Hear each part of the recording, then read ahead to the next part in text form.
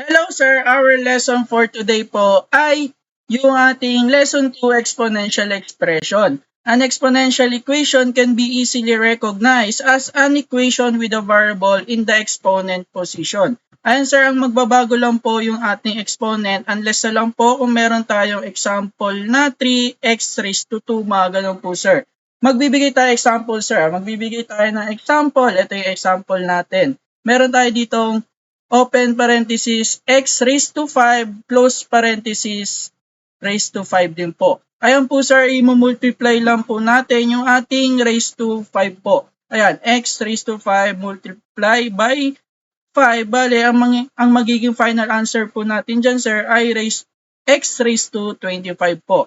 Ayan sir, magbibigay pa tayo ng example po sir. Meron tayong example na 2x raised to 10 close parenthesis raised to 2. Ang magiging final answer po niya sir ay 4x raised to 20 po yun sir. Sana sir may naintindihan po sa ating lesson for today, yung ating lesson 2 exponential expression. Salamat sir.